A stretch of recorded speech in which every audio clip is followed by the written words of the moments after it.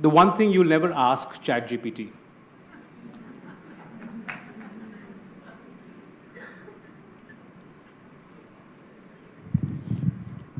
I think I would never ask it like how to be happy. I would rather ask like a wise person then. That's really interesting because one of the most uses of AI is for companionship, for that categorization of to the extent of therapy, and it's. Yeah, I think like for sort of things like therapy or life advice, it can be pretty good.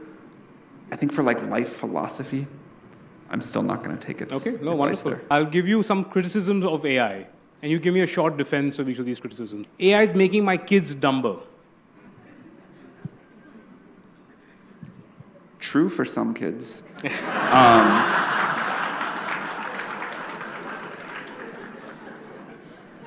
Look, when I hear kids talk about AI, there are definitely some kids who are like, this is great.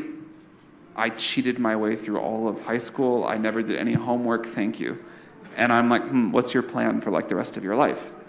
And they're like, well, I assume I can like still use ChatGPT to do my job. This is very bad. We absolutely have to still teach our kids to learn and to think and to be creative and to use these tools. That's not what most kids say, though. Most kids say, I can't believe what I can accomplish now. Look at this thing that I've just made. I've built these incredible new workflows. Sure, like I may use ChatGPT in the way you use Google when you were in high school to help with your homework. But now that I have this new tool, I'm doing these amazing things.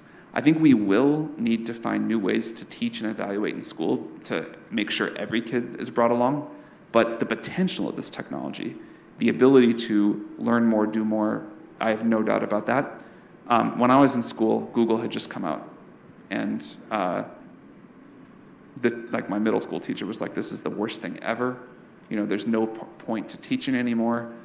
Why do you have to memorize, the date that someone in history was born if you could just look it up on Google?